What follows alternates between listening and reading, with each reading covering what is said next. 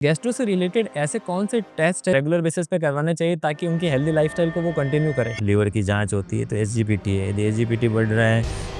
तो जो अपना मारवाड़ क्षेत्र है, तो मेनली कौन-कौन सी डिजीज़ ये काफ़ी लोगों में कॉमन है? मलडोडा बोलते हैं, वो लेने से पेट में दिक्कत होती है। जो दुर्लभ बीमारियां होती है वो मोस्टली एम्स जैसे इंस्टीट्यूट में थोड़ी ज़्यादा मिलती हैं। आपने 18 महीने काम करके वो जॉब क्विट की, इसके पीछे कुछ विशेष कारण? प्रेजेंट टाइम में स्ट्रेस बहुत बढ़ गया है कि लेट नाइट खाना हो गया है, जंक फूड का ज़्यादा इंटेक हो गया है, लाइफ स्टाइल बढ़ना है, वेस्टर्नाइज हो रहा है, तकलीफ ज़्यादा बढ़ रही है। ऐसा कोई क्रिटिकल केस जो आपके ज़हन में घर करके 30 ईयर्स की थी, उसको ब्लड की उल्टी करके कॉन्शियस भी नहीं थे। फादर के लिए प्राउड फील होता है, बेटा है वो सक्सेसफुल हो। तो इस जर्नी के अंदर आपका कोई ऐसा मेंटर? सबसे पहले तो मेरे यूनिट में और मेरे पीजी गाइड थे, डॉक्टर सर थे। Please welcome doctor Rajendra Bhati sir. नमस्कार सर। Thank you for inviting me और बहुत अच्छा लग रहा है यहाँ आके। Thank you so much sir. बात करते हैं सर आपकी शुरुआत से, तो अपना परिचय दीजिए सर। मेरा जन्म जैतारण में हुआ था। ये जो बेसिक स्कूल हुई थी, प्राइमरी स्कूल, हाई सेकेंडरी, वो जैतारण से हुई थी। उसके बाद मैंने जो पीएमटी की तैयारी कोटा से की थी। उसके बाद में एमबीबीएस मैंने राजकोट से की थी, पीयू मेडिकल कॉलेज। उसके बाद में पीजी की वो एसपी मेडिकल कॉलेज है, वहाँ मेडिसिन एज ए फिजिशियन 3 साल की डिग्री वो की थी। जी। उसके बाद में सीनियर रेजिडेंसी एम्स जोधपुर से की थी। उसी दौरान कोविड की फर्स्ट वेव आई थी, तो वो 21 का था, 2020 का जो दौर था कोविड का फर्स्ट का। उसी टाइम मैंने डीएम एसएस का एग्ज़ाम दिया था, नीट एसएस का। उसमें मैंने जो एसएनएमसी से डीएम गैस्ट्रोएंटरोलॉजी की। उसके बाद में फेलोशिप दिल्ली से की थी, इन एडवांस प्रोसीजर में ली जीए एंडोस्कोपी में। उसके बाद में मैंने वापस as a assistant professor gastroenterology में एम्स जोधपुर में काम किया। एट प्रेजेंट में कंसिडर गैस्ट्रोएंटरोलॉजी मेडिकल्स हूँ और साथ में खुद का क्लिनिक है, तुल्य सुपर स्पेशलिटी क्लिनिक। आपने डॉक्टर बनने का डिसीजन क्यों लिया? डॉक्टर सबसे पहले शुरू से मेरे को साइंस में इंटरेस्ट था और मेरे पापा थे जो लैब टेक्नीशियन थे गवर्नमेंट हॉस्पिटल में। तो उन जब भी मैं हॉस्पिटल में जाता था तो हमेशा जो डॉक्टर को देखता था तो ऐसा लगता था कि ये मेरा ड्रीम जॉब हो सकता है। इसलिए फिर मैंने डॉक्टरी चूज किया। जी। जैसे बताया आपने पापा लैब टेक्नीशियन हैं और आज आप एक जाने-माने शहर के डॉक्टर हैं, तो क्या एक्सपीरियंस रहा है? पापा का क्या रहता है ये देख के कि उनका बेटा जोधपुर शहर का एक जाना-माना डॉक्टर है और इतना अनुभव, तो कैसे देखते हैं? किसी फादर के लिए बहुत अच्छी और प्राउड फील होता है कि जो बेटा है वो सक्सेसफुल हो और उसी फील्ड में हो। वो हमेशा मतलब उनके वो सीनियर होते हैं डॉक्टर को देख के, उन्होंने भी यही सोचा था कि मेरा बेटा भी डॉक्टर बने। फिर मैंने डॉक्टर भी बना, साथ में सुपर स्पेशलिस्ट जो हाईएस्ट डिग्री होती है मेडिकल में वो मैंने गेन की, तो उनको हमेशा प्राउड फील ही होता है। जी। हर किसी के इंसान में एक पर्सन होता है जिन्होंने उनकी लाइफ में उनके ड्रीम्स को अचीव करने के लिए काफ़ी बड़ा योगदान रहा है, तो आपकी लाइफ में ऐसा कौन था? सबसे पहले तो फादर हैं, जो मेरा रोल मॉडल रहे। वो हमेशा काम करते थे तो बहुत मतलब मेहनत से भी करते थे और मन लगा के भी करते थे। उसके बाद में जैसे-जैसे ज़्यादा टीचर इसको प्राइमरी स्कूल में टीचर ने मोटिवेट किया था। फिर मैं एमबीबीएस करने गए तो वहाँ पे जो भी सीनियर देखते जो अच्छा कर रहे फील्ड में, और हमेशा लगता था कि जैसे सीनियर को देखते थे या अच्छे जो भी रिनाउंड डॉक्टर को देखते तो लगता था कि हमें भी मेहनत करनी है, उस मुकाम पे पहुँचना है। जी। कहते हैं ना कि एक मेडिकल की जर्नी काफ़ी लंबी होती है। 10 से 15 साल का कठिन परिश्रम करने के बाद में वो मुकाम हासिल होता है। तो इस समय के बीच में आपको ऐसा कभी नहीं लगा या डिमोटिवेशन टाइप का? तो वैसी जो वीक सिचुएशन थी उसमें आपने आपको कैसे टैकल किया? सबसे पहले तो सबसे इम्पोर्टेंट था कि मेरे को डॉक्टर ही बनना था, तो वो कभी थॉट्स आए नहीं कि, और ये जर्नी के बारे में ही थोड़ा बहुत बेसिक आइडिया भी था और पता ही था कि कभी आसान होने वाली नहीं है। जी। और तो इसलिए फिर एक शुरू से लेके यही था लास्ट तक कि जब तक डिग्री कंप्लीट हो गई तो संघर्ष भरा समय रहेगा, क्योंकि बहुत पढ़ाई करनी पड़ती है। और रेजिडेंसी में भी आपने सुना है, सबने देखा होगा, अपने जो भी परिचित लोग होंगे, बहुत टाइम देना पड़ता है हॉस्पिटल में। और आज भी जैसे जो प्रैक्टिस करते हैं तो भी morning to evening time patient को देखना पड़ता है, वो सारी चीज़ें हैं। तो ये मुझे पहले से आइडिया था और हमेशा काम करना अच्छा लगता है, और सबसे इम्पोर्टेंट है कि मैं एक दूसरों की लाइफ में कितना हेल्पफुल हो सकूँ, ये हमें से अच्छा लगता है। काम करके या सेवा करना, ये मेरा प्राइमरी एम है। सही है। मेरा मानना है कि कोई भी फ़ील्ड होता है, चाहे एजुकेशन हो या बिज़नेस हो, तो एक मेंटर का बड़ा अहम रोल रहता है आपके लाइफ़ में। तो इस जर्नी के अंदर आपका कोई ऐसा मेंटर जिन्होंने आपको गाइड किया और उनकी वजह से आपकी लाइफ़ में काफ़ी वैल्यू ऐड हुई है? सबसे इम्पोर्टेंट है कि हर स्टेज पे रोल मॉडल अलग होता है और मेंटर अलग होता है। जब स्कूलिंग थी तब मोस्टली तो स्कूल में पढ़ाते थे, फिर पापा हेल्प करते थे जो पढ़ाई का है, जो भी चीज़ है। फिर कोटा गया था तो वहाँ पे एलन कोचिंग से मैंने 1 साल कोचिंग की थी इंस्टीट्यूट से। जी। तो वहाँ पे वो उनका टीचर का गाइड मिला। फिर एमबीबीएस करने गए तो वहाँ पे जितने भी सीनियर होते थे, मैं लकीली था कि अच्छे सीनियर मिले, तो उन्होंने फ्यूचर के बारे में मेरे को अच्छे से बताया, और जो इम्पोर्टेंट क्वेश्चन होते थे और कैसे पीजी को क्रैक करना है, उसमें भी बहुत हेल्प की। जी, फिर मैंने पीजी एसपीएमसी मेडिकल कॉलेज बीकानेर से की थी, तो वहाँ भी इम्पोर्टेंट थे जो मेरे यूनिट में, और मेरे पीजी गाइड थे doctor Parminder Sirohi, doctor RP Agarwal sir थे। उन्होंने मेरे को काफ़ी अच्छे से, और जो भी यूनिट में जो भी और असिस्टेंट प्रोफेसर थे उन्होंने भी काफ़ी हेल्प की। मेरे कलीग थे उन्होंने भी, और जो फ्रेंड्स होते थे उन्होंने भी इस जर्नी को, 3 साल की जर्नी को अच्छे से मतलब निकालने के लिए हेल्प की थी। जी, ये जो मेरे डीएम जो लास्ट में जैसे गैस्ट्रोएंटरोलॉजिस्ट हूँ, मैंने एसएनएमसी से की थी। वहाँ पे हमारे जो सर थे वो पीजी गाइड थे। डीएम में जो सुपरस्टार गाइड थे doctor Narendra Bhargav sir, doctor Sunil Dadi sir, doctor Sewaram जी और डॉक्टर साबिर हुसैन।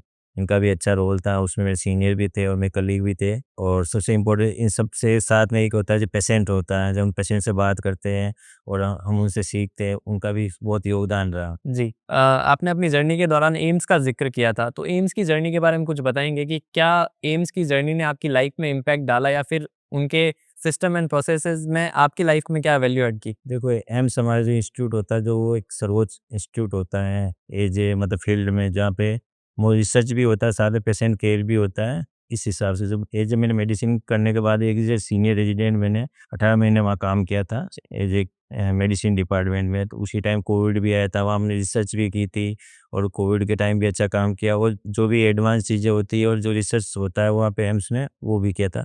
फिर as assistant professor gastroenterology department में भी काम किया था, तो वहाँ भी यही रहा था कि ओपीडी के साथ इंडोर पेशेंट है, और आप जो प्रोसीजर ब्रांच है तो प्रोसीजर करने को वहाँ पे मिला, और जो हाई एंड प्रोसीजर होते हैं वो सीखने को भी मिले और साथ में करने को भी मिले। जी, और ये इम्पोर्टेंट है कि यहाँ पे जो यहाँ के आसपास के जो पेशेंट आते हैं, और एम्स का यही होता है कि क्रिटिकल पेशेंट को ठीक करना, या जो दुर्लभ बीमारियाँ होती है वो मोस्टली रेयर डिजीज होती है, जो एम्स एम्स जैसे इंस्टीट्यूट में थोड़ी ज़्यादा मिलती हैं, तो वो हमको भी सीखने को मिलता है और पेशेंट के लिए भी हम कुछ अच्छा कर सके, इसलिए मेरे को वहाँ का एक्सपीरियंस भी बहुत काम आ रहा है अभी। एज़ अ मेडिकल स्टूडेंट के लिए एम्स जो होती है वो इंस्पिरेशन होती है कि कैसे न कैसे एक बार एम्स में सिलेक्शन हो जाए, जॉब लग जाए, फिर वहाँ पे अपने करियर तो सिर्फ़ 18 मंथ आपने 18 महीने काम करके वो जॉब क्विट की, इसके पीछे कुछ विशेष कारण? जो मेरा फर्स्ट था मैं उसमें एम्स में था, तो ये जो सीनियर रेजिडेंट काम था, फिर मेरे बाद डीएम में सिलेक्शन हो गया था, ओके, तो वो थी। वो सेकंड एज में असिस्टेंट प्रोफेसर बना था, तो वो एक कॉन्ट्रेक्चुअल जॉब थी, जैसे कॉन्ट्रैक्ट खत्म हुआ था, जी। देन मैंने वहाँ क्विट कर लिया था, फिर मैंने खुद का ही करने का सोचा था। जी, आजकल लोगों में एसिडिटी, गैस की प्रॉब्लम या डाइजेस्टिव सिस्टम में इश्यूज़ कॉमन देखे जा रहे हैं, तो इसका कुछ स्पेसिफिक रीज़न?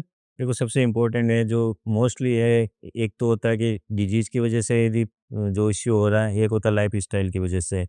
आपको ही पता है आज जो इस प्रेजेंट टाइम में स्ट्रेस बहुत बढ़ गया है, ठीक है, लेट नाइट खाना हो गया है, जंक फूड का ज़्यादा इंटेक हो गया है। और इन चीज़ों की वजह से जो पेट के जो सिम्पटम्स होते हैं, जो नॉर्मली जो भूख नहीं लगना, भूख, वो पेट का वज़न बढ़ना, ओबेसिटी होना, या डिस्पेप्सिया, ब्लोटिंग होना, गैस, एसिडिटी बढ़ना, डकार आना, ये सारी चीज़ें भी रूटीन में या पिछले काफ़ी टाइम से जैसे-जैसे लाइफ़स्टाइल बढ़ना है, वेस्टर्नाइज़ हो रहा है, वैसे-वैसे तकलीफ़ ज़्यादा बढ़ रही है। तो क्या अगर ये सेडेंटरी लाइफ़स्टाइल है, अगर लोग कंटिन्यू करते हैं, तो लॉन्ग टर्म में इसका इम्पैक्ट अपनी बॉडी पे रहेगा? यस, ज़रूर होगा, क्योंकि यदि सेडेंटरी लाइफ़स्टाइल है तो आपका मोस्टली वेट गेन होगा, या आपका खाना अच्छा नहीं होगा। खाना अच्छा नहीं होगा, अच्छे से न्यूट्रिशन नहीं जाएगा, तो न्यूट्रिशन की डेफिशिएंसी होगी, ओबेसिटी होगी, तो आपको हार्ट की दिक्कत होने की संभावना रहेगी, या साथ में मोटापे की वजह से आपको डायबिटीज़ होने की दिक्कत रहेगी। तो एक मेटाबॉलिक सिंड्रोम होने की काफ़ी संभावना रहती है, साथ में ब्लड प्रेशर बढ़ना, ये सारी चीज़ें रहती है। तो एक साथ कोई भी ये जो सेडेंटरी लाइफ़स्टाइल है, या आपका पेट अच्छा नहीं है, तो आप दूसरी बीमारियों को जन्म दे रहे हैं। तो जब न्यूट्रिशन की बात की जाए, तो जो अपना मारवाड़ क्षेत्र है जहाँ पे आप पेशेंट को देखते हैं, तो मेनली कौन-कौन सी डिज़ीज़ को आप करीब से देखते हैं और आपको कॉमन दिखता है कि नहीं, ये काफ़ी लोगों में कॉमन है? सबसे इम्पोर्टेंट ये जो मेरे डिपार्टमेंट की बात करें, गैस्ट्रोएंटरोलॉजी में होता है, जिसमें मोस्टली जो पेशेंट प्रेजेंट होते हैं, एक तो जो अल्कोहल की वजह से सिरोसिस ऑफ लीवर होता है, लीवर की संभावना होती है। जी। दूसरा जो ओपियम रहता मारवाड़ में काफ़ी है, जो अमल डोडा बोलते हैं, वो लेने से जो पेट में दिक्कत होती है, पेट दर्द होना, कॉन्स्टिपेशन रहना, जी, या उसकी वजह से जो पैंक्रियाज जो लीवर पे भी इफेक्ट होता है, वो भी चीज़ें देखने को मिलती है मारवाड़ में। जी, बाकी ये जनरल जो हम देखते हैं वो सारी चीज़ें होती है, जैसे जीआरडी की दिक्कत, एसिडिटी की दिक्कत, या कोई भी पेट की कोई भी कैंसर है, या पेट में जैसे कोई पानी भरना, ये सारी चीज़ें रहती हैं। और लास्ट में ये होता है कि या कॉन्स्टिपेशन का काफ़ी रहता है, तो ब्लड ये जो हेमरोइड्स है, फिशर है, पाइल्स है, ये भी काफ़ी दिक्कत रहती है इस मारवाड़ क्षेत्र में। ऐसा कोई क्रिटिकल केस जो आपके ज़हन में घर कर गया या फिर जो आपके दिमाग में आज भी है कि यार ये सिचुएशन मेरे लिए काफ़ी टफ थी लेकिन उसको हमने और हमारी टीम ने डील किया है? मोस्टली जो ये पेशेंट हमारी ब्रांच है, कभी इमरजेंसी ब्रांच भी होती है, जिसमें कई बार को खून की उल्टी करके भी आता है, जिसमें पेशेंट को ब्लड प्रेशर बहुत कम हो जाता है, खून की कमी हो जाती है और वो जैसे हम एंडोस्कोपी करनी पड़ती है ब्लड में, तो उसमें कुछ दिखता नहीं, एक से उसके अलावा हम प्रोसीजर ईआरसीपी भी करते हैं। तो ऐसे बहुत सारे केस है, मतलब 2-4 केस ऐसे याद हैं मेरे को, जो वो बहुत डिफ़िकल्ट थे और एक टाइम से ये जो प्रोसीजर करने की वजह से उनकी जान बच गई थी। एक पेशेंट था जिसे मैं बता रहा, यंग फीमेल 30 इयर्स की थी, उसको पहले से ही डायबिटिक पोर्टल वेन ऑब्स्ट्रक्शन होती है, एचपीओ की बीमारी होती है। हुँ, हुँ। उनको बचपन में खून की उल्टियाँ होती रहती 14-15 साल के बाद, उन्होंने फिर वो ड्रग ट्रीटमेंट लेना छोड़ दिया था। फिर एक बार वो रात को 12 बजे मेरे मतलब हॉस्पिटल में आए थे, ब्लड की उल्टी करके, खून की उल्टी करके। वो 8% जिस टाइम आए थे, तो आप उसमें ब्लड प्रेशर नहीं आ रहा था, हीमोग्लोबिन हमने कराया तो 3 था और कॉन्शियस भी नहीं थे। जी। तो उस टाइम में कि रात में जाके वो एक ब्लड ट्रांसफ्यूज़ करके एंडोस्कोपी करके फिर हमने बैंडिंग लगाई और बैंडिंग लगाने के बाद भी ब्लीड हो रहा था, तो हमने साथ में एक थेरेपी होती है स्क्लेरोथेरेपी, वो भी की थी साथ में।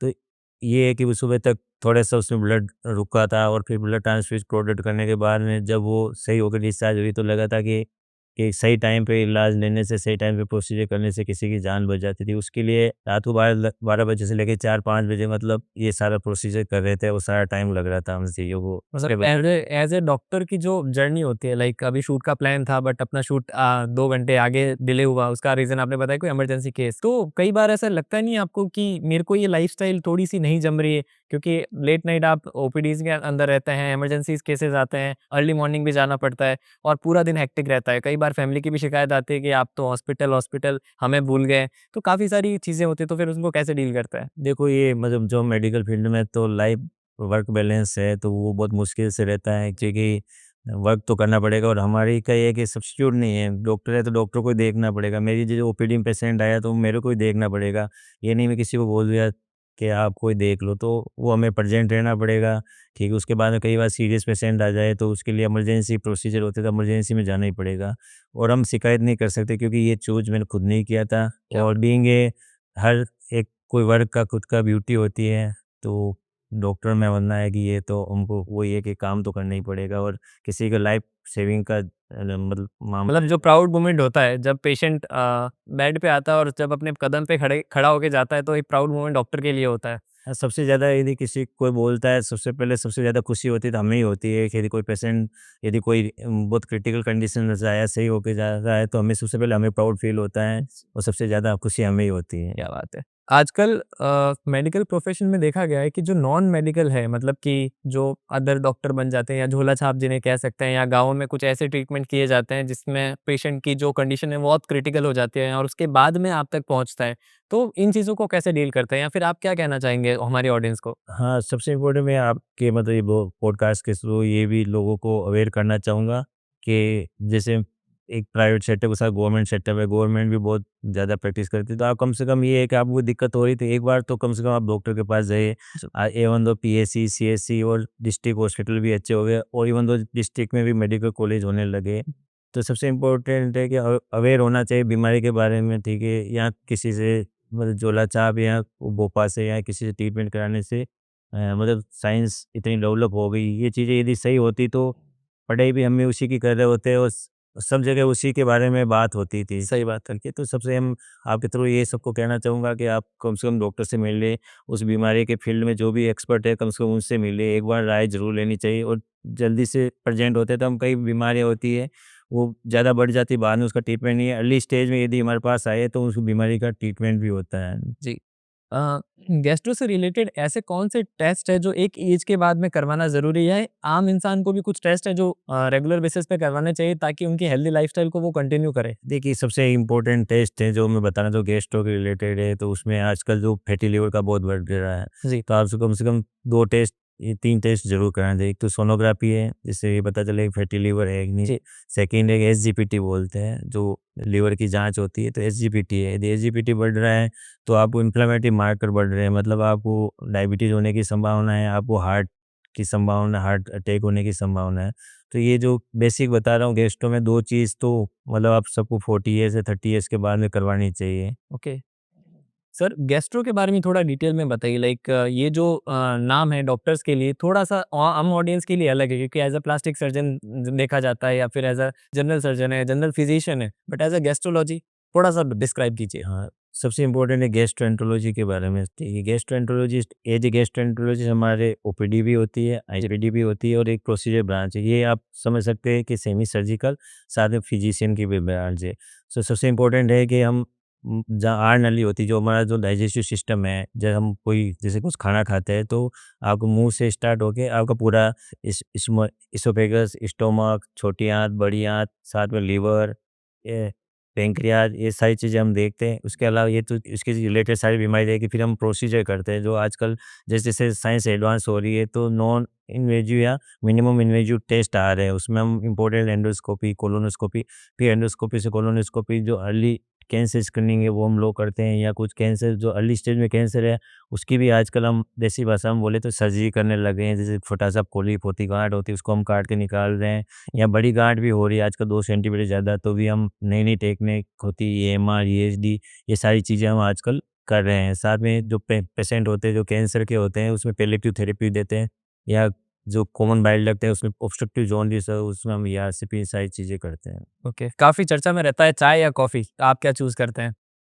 देखिए, मारवाड़ रहने के बाद सबसे इम्पोर्टेंट टेस्ट से इम्पोर्टेंट ये जी, इसके 2 आंसर है, एक साइंटिफिक है और एक नॉर्मल है, ठीक है?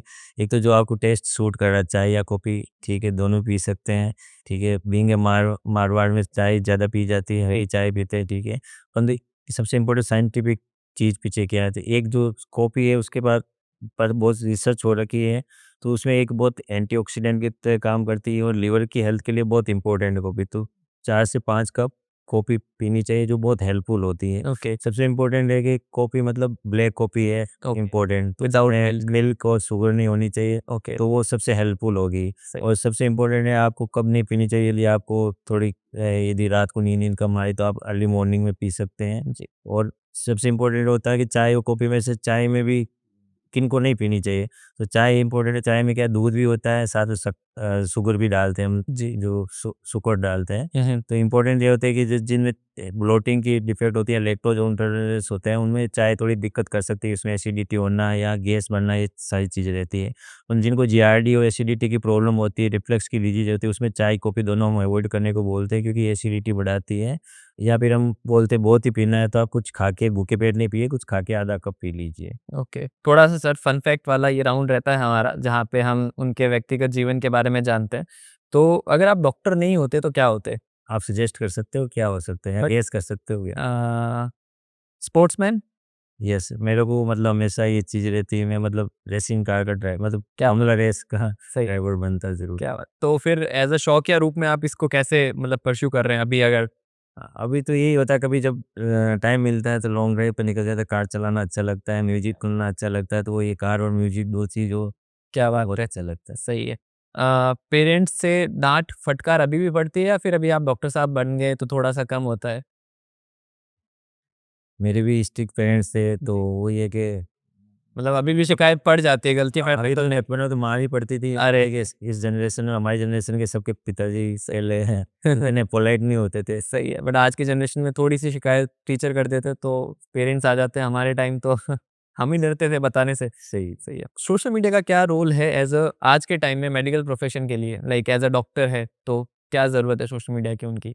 देखो जैसे टाइम ग्रो होता है वैसे चीज़ें भी चेंज होती है। आज सोशल मीडिया का बहुत इम्पोर्टेंट है जी, कि आपको सोशल मीडिया पे भी रहना ज़रूरी है। जो पेशेंट आते हैं वो गूगल से मोस्टली जो भी सर्च करते हैं गूगल पे सर्च करते हैं, जी, और गूगल का हमारा जैसे रिव्यू भी देख के आते हैं, या उसके अलावा जो सोशल मीडिया में हम यदि अच्छा कंटेंट बना पा रहे हैं तो जो हम अवेयर भी कर पा रहे हैं, या हमारा जो काम अच्छा है तो हम पेशेंट के तरफ भी पहुँचा पाए। हुँ, तो सबसे इम्पोर्टेंट है कि कई बार जो इन्फ्लुएंसर होते हैं जिनके पास डिग्री नहीं होती है वो बहुत सारी चीज़ें बता देते हैं मेडिकल के बारे में। जी, तो अकॉर्डिंग टू एनएमसी गाइडलाइन है, गवर्नमेंट की गाइडलाइन है कि आप यदि सर्टिफाइड हो तो बताइए, परंतु इतना रेस्ट्रिक्शन आपको भी पता नहीं होता है। जी, तो इससे ये फ़ायदा होता है कि जो भी सर्टिफाइड जैसे मैं गैस्ट्रोएंटरोलॉजी को एंडोक्राइनोलॉजिस्ट हो गया, या जो डॉक्टर इस फील्ड का स्पेशलिस्ट है, जी। वो चीज़ें बता पा रहा है, तो वो सबसे इम्पोर्टेंट है। पढ़ने के साथ अपना प्रैक्टिकल एक्सपीरियंस भी बता रहा है, सही बात है। तो लोगों को मैं अवेयर हो। सही एडवाइस सही लोगों तक जाए। हाँ, तो ये सबसे इम्पोर्टेंट है। तो हमारा यही काम होता है कि हम पेशेंट को भी देखें, साथ में लोगों को अवेयर भी करें। सही है। सोशल मीडिया की बात की तब बावरा डिजिटल्स की